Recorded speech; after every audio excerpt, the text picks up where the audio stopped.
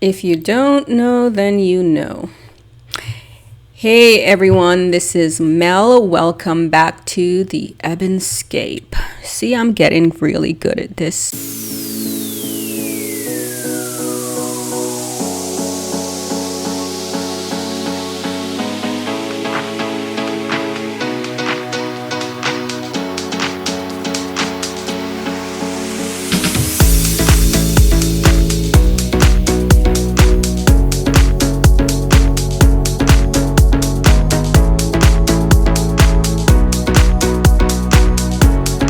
So, if you are new to my channel or you haven't already seen videos on this topic, this video is going to be about the television series From. I've made a few videos already, so if you haven't seen those, please go back and watch. One of those videos is a theory video that I made about everything that's going on in the show so far. Good stuff. So, From premiered about the end of April. So we're 3 episodes in, and I know I haven't done a review, even though I kind of sort of said I would. And maybe I'll do this every 3 episodes because that sort of makes sense for my existence. I'm busy. But From, so we are 3 episodes in, and so far I won't go into specifics about what I think is happening, but there's some interesting things happening that I would like to point out. So far, I think my theory is working, but I think my theory is on point, but we can sort of go over that. 3 episodes in, and what have we learned so far? I know Harold Perrineau promised that this won't be like Lost 2.0, where things are dragged out unnecessarily and you won't be able to... Everything goes on and on and on. But really, the last episode was a filler. So here's what has happened so far since the show has returned. Boyd, Sheriff Boyd, played by Harold Perrineau, is back in town. He's mysteriously back in town after ending up in a lighthouse that wasn't actually there, meeting a strange man, a former Marine named Martin, who one of my theory was, and I know this was completely far-fetched, but one of my theory was Martin is actually, what's his face?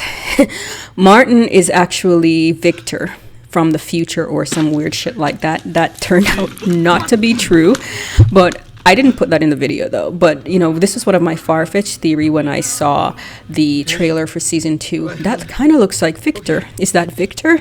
But it's not Victor. It's a former Marine named Martin, and we don't know much about him except that he was mysteriously trapped in this lighthouse that wasn't a lighthouse, or maybe it was a lighthouse at some point, but clearly wasn't by the end of that whole sequence with him and Boyd. Martin is interesting because he told Boyd a few things, chiefly that the creatures that come out at night, the sluas, are not the worst of it. That there are other things that are behind the slua that are far worse than the slua.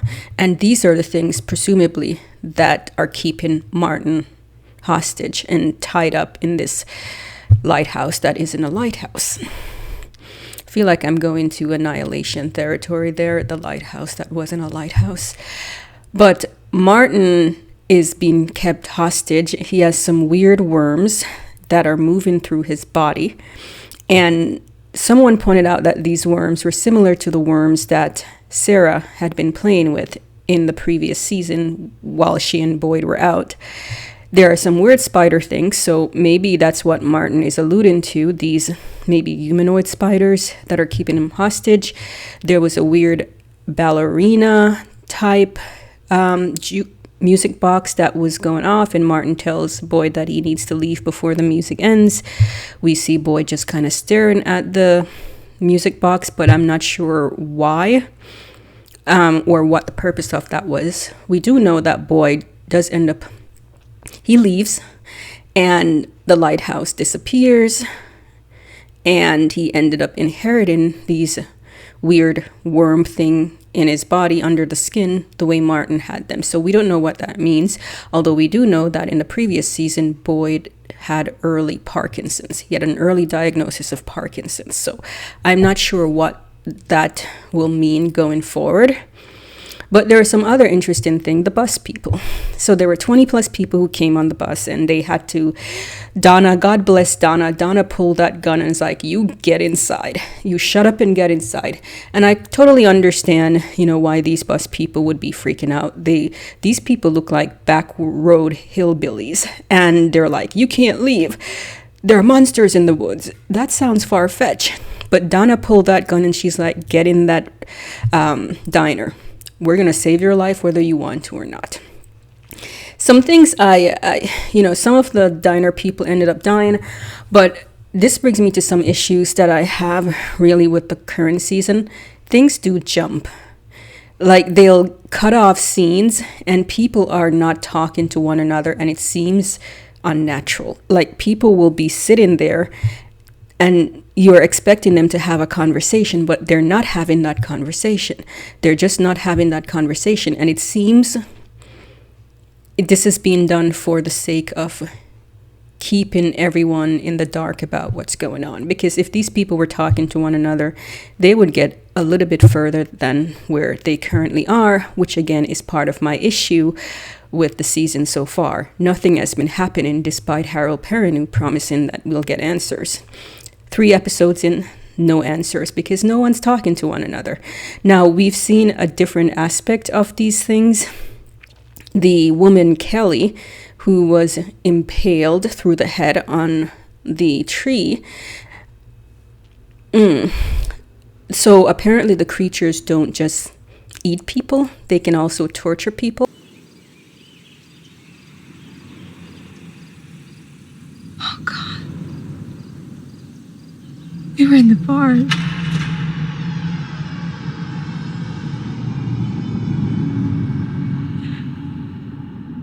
These people came in,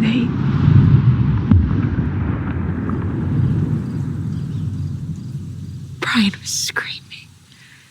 It's okay. It's okay. No. You don't understand. They dragged us out. They made me watch. So what if the Sloa didn't eat Brian and Kelly the way they normally would people because they want to bring them back as Sloa to haunt Boyd? If the theories that these people are being tested, their worst fears, their negative emotions are being used against them, that's the reason they were in the town to be. But these scenes seem dragged out for no other purpose except to fill the plot. It's like, well, we need to keep everything a mystery, and we're going to hold off on revealing whether these people were authentic or not. These knockers at the door at night. Boy. But, we see also with Victor and Tabitha underground, and then they weren't anymore. But there was some evidence of duality that was going on. We saw that the thing that spooked Victor out in the underground was a dummy. And we saw that same dummy in the vision that Jade got while he was at Colony House. The same dummy was sitting on something.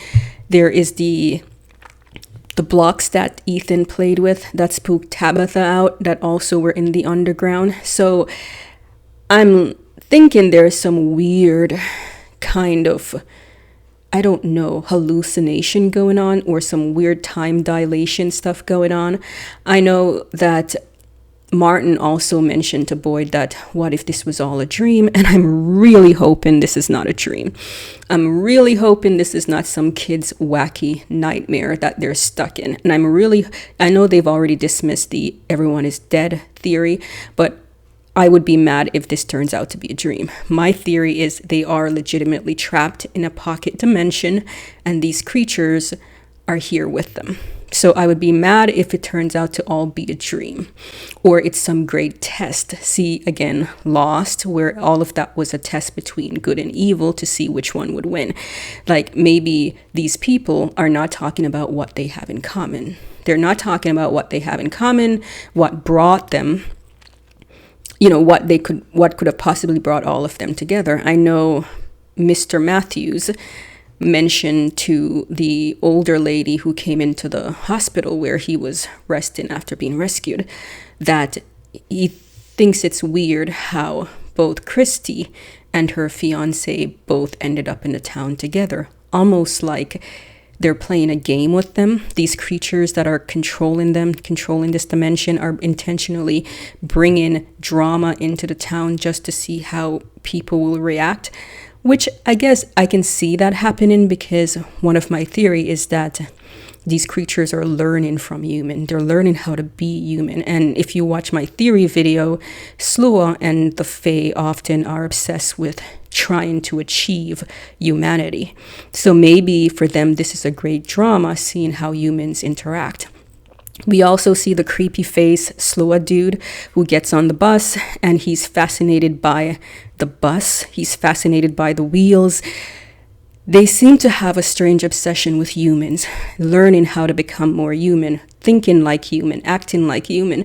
So maybe this is all part of, it's a stage show for them, like an experiment. Let's see how humans respond to different scenarios, to different, stimuli, to different triggers. I do believe something like that is happening, but just how far. The only thing I wouldn't support is if this was all a dream. And my theory about the indigo children, the kidnap, changeling children, that still holds, and I'm still sticking to that one. But there are some other things about the show that, by the way, my changeling theory, if you watch the opening credit, you'll notice that there is a dark, ghoulish creature standing over a crib of a baby, and that's very much changeling. That's very much my changeling indigo children theory, the swap. And the dead children that Tabitha sees definitely fits into that theory. About the first 3 episodes, they were slow. A lot of the scenes were, I felt, dragged out intentionally so that people wouldn't be able to communicate with one another, which I'm not a fan of. But, I'm hoping, I'm going to keep my fingers crossed that we will be getting more answers in the next, 3 episodes. But let me know what you think so far about season 2 of From.